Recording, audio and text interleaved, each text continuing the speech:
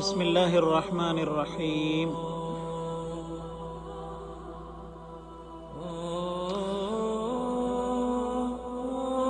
صفات عرش و کرسی کی صفات جو قرآن مجید میں بیان ہوئی ہیں وہ کچھ یوں ہیں: الرحمن علی العرش استوى، رفیع الدرجات ذو العرش، فتعالى الله الملك الحق، لا إله إلا هو رب العرش الكريم، لا إله إلا هو رب العرش العظيم، وهو الغفور الودود ذو العرش المجيد، ثم استوى على العرش، الذين يحملون العرش ومن حوله يسبحون بحمد ربهم ويؤمنون به ويستغفرون للذين آمنوا ربنا وسعت كل شيء رحمة وعلما، ويحمل عرش ربك فوقهم يومئذ ثمانية، وترى الملائكة حافين من حول العرش يسبحون بحمد ربهم وقضي بينهم بالحق وقيل الحمد لله رب العالمين۔ دعائے کرب میں ذکر عرش۔ اس کے علاوہ صحیح میں جو دعائے کرب آئی ہے اس میں عرش کا ذکر یوں آیا ہے: لا الہ الا ہو العظیم الحلیم، لا الہ الا ہو رب العرش الکریم، لا الہ الا ہو رب السماوات ورب الارض رب العرش الکریم۔ امام ترمذی فرماتے ہیں کہ ان سے عبد الرزاق اور یحییٰ بن علا نے اپنے چچا شعیب بن خالد کے حوالے سے بیان کیا کہ آخر الذکر سے امام احمد فرماتے ہیں کہ ان سے عبد الرزاق اور ان سے بیان آخر الذکر نے سماک بن حرب سے نے عبداللہ بن عمیر اور احنب ابن قیس اور عباس بن عبد المطلب کے حوالے سے بیان کیا کہ ایک روزہ حضرت صلی اللہ علیہ وسلم کے پاس مکے میں بیٹھے ہوئے تھے تو آپ نے آسمان کی طرف دیکھ کر بادل کی طرف اشارہ کرتے ہوئے ان سے دریافت فرمایا: یہ جو تم دیکھ رہے ہو مذکورہ بالا؟ اصحاب نے عرض کیا: یا رسول اللہ صلی اللہ علیہ وسلم، یہ تو بادل ہیں۔ اس کے بعد آپ نے دریافت فرمایا کہ ان میں مزن بارش نہیں ہے؟ ہم نے عرض کیا، یعنی صحابہ نے، جی حضور بارش بھی ہے۔ اس کے بعد آپ نے ان سے پوچھا: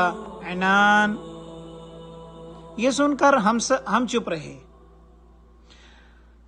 کہ اسے اللہ اور اس کے رسول صلی اللہ علیہ وسلم زیادہ بہتر جانتے ہیں۔ تو آپ نے فرمایا: صحاب و عنان میں 500 سال کی مسافت ہے۔ اس کے بعد مذکورہ بالا اصحاب کے بقول آپ نے ایک آسمان سے دوسرے آسمان تک کا راستہ کھلا ہوا صاف، اور 7ویں آسمان کے اوپر اور نیچے خلائی بحر ہے، جیسا کہ زمین اور پہلے آسمان کے درمیان ہے۔ 7ویں آسمان کے اوپر 8 چڑھائیاں ہیں، ویسی ہی جیسی زمین اور پہلے آسمان کے درمیان ہیں، جن کے بعد نشیب و فراز ہیں۔ عرش کی بہنائی جو عرش الہی کہلاتی ہے، اتنی بلندیوں سے اللہ تعالیٰ کو بنی آدم کے ہر عمل کا علم ہوتا ہے۔ یہ حدیث مبارکہ امام احمد کے الفاظ میں مروی ہے، جسے ابو داود اور ابن ماجہ اور ترمذی نے اپنے صحیح کے اندر نقل کیا ہے۔ اس حدیث مبارکہ کو ترمذی نے حدیث حسن بھی کہا ہے۔ ویسے اس حدیث کی روایت میں کئی دیگر حضرات شریک ہیں اور اس بات پر متفق ہے کہ یہ حدیث اصلاً سماک کی روایت کرتا ہے، جس میں جیسا کہ ہم نے ابھی بیان کیا کہ کچھ الفاظ ابو داود کے بھی ہیں۔ مذکورہ بالا جملہ باتوں کے بارے میں جب صحابہ کرام رضوان اللہ علیہم اجمعین میں بحث چلی تو آپ نے فرمایا: افسوس ہے تم پر کیا تم عرش و فرش اور ارض و سماوات اور ان کے درمیان جو خلائی فضا وغیرہ ہے اس کے بارے میں اتنا نہیں سمجھتے کہ اللہ تعالیٰ کا عرش ان سب پر محیط اور ان کی ذات پاک عظیم ترین ہے؟ ابن بشار کی روایت میں اس حدیث کی لفظی توسیع کے بارے میں ان اللہ فوق عرشہ فوق سماواتہ، جس کے بعد حدیث نبوی ختم ہوتی ہے، اس حدیث کو عبد الاعلی ابن مثنى اور ابن بشار نے بھی یعقوب بن عقبہ، جبیر بن محمد بن جبیر اور آخر الذکر کے والد اور دادا کے حوالے سے بیان کیا ہے۔ ابو داود نے اس حدیث کو احمد بن سعید کے حوالے سے روایت کرتے ہوئے صحیح بتایا ہے۔ امام احمد نے ذکر کیا ہے کہ اس حدیث کو ایک اور جماعت نے بھی روایت کیا ہے۔ بہرحال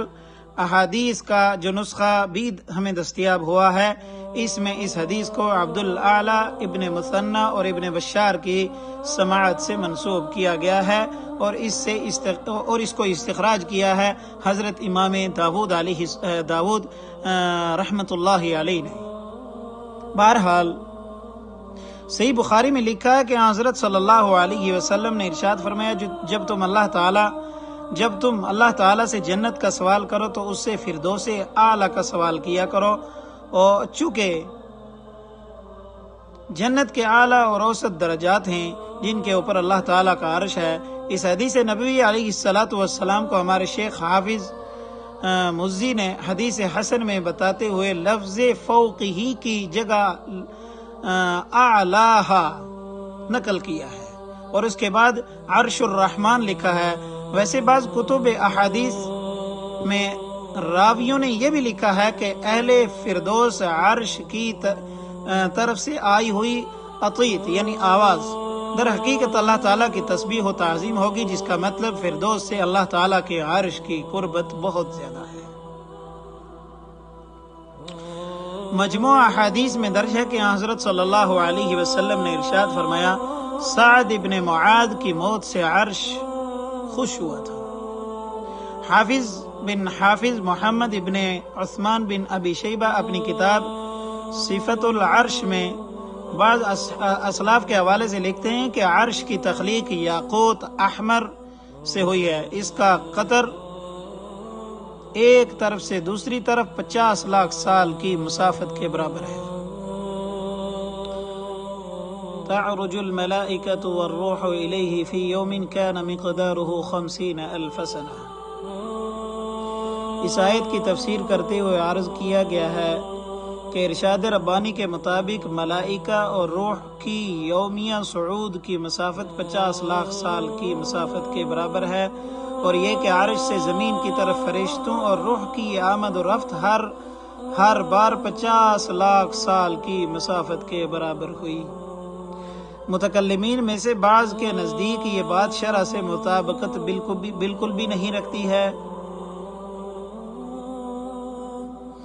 کیونکہ عرش کو ملائکہ اٹھائے ہوئے ہیں اور اس کے پائے ہیں ہی نہیں کہ کوئی اٹھائے اسے،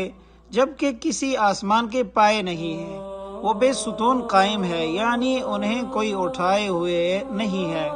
پھر یہ کہ عرش جنت کے اوپر ہے اور جنت آسمانوں کے اوپر ہے، اور جنت کے 100 درجات ہیں، اور ان کے ہر درجے کا درمیانی فاصلہ زمین اور آسمان کے درمیانی درجے کے فاصلے کے برابر ہے۔ چنانچہ عرش و کرسی کے مابین جو فاصلہ ہے اسے آسمان کے درمیانی فاصلے سے کوئی نسبت نہیں ہے۔ اس کے علاوہ یہ بات بھی قابل غور ہے کہ عربی لغت کے لحاظ سے عرش سریر یعنی تخت کا ہم معنی لفظ ہے،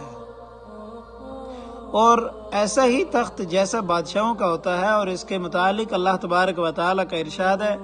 عرش عظیم جو قطعی طور پر فلک نہیں ہو سکتا۔ نہ اہل عرب اسے فلک سمجھ سکتے ہیں، چونکہ قرآن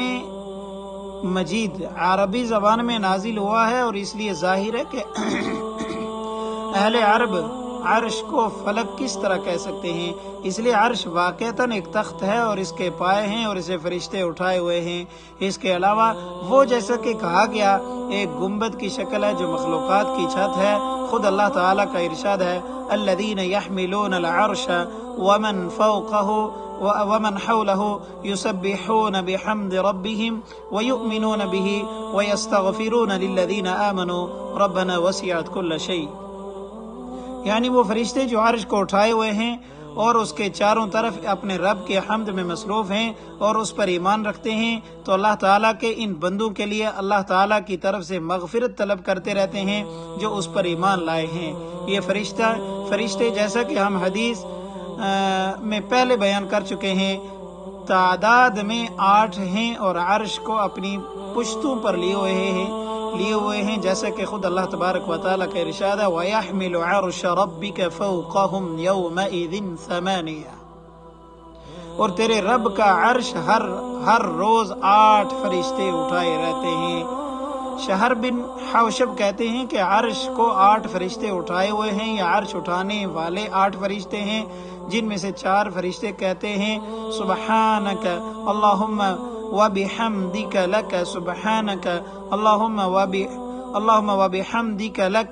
الحمد علی حلمک بعد علمک، اور یہ 4 فرشتے یہ کہتے ہیں سبحانک اللہم وبحمدک لک الحمد علی عفوک بعد قدرتک۔ جو حدیث میں اس بارے میں امام احمد نے روایت کی ہے اس کے متعلق وہ فرماتے ہیں ہم سے عبداللہ بن محمد بن یعنی ابو بکر بن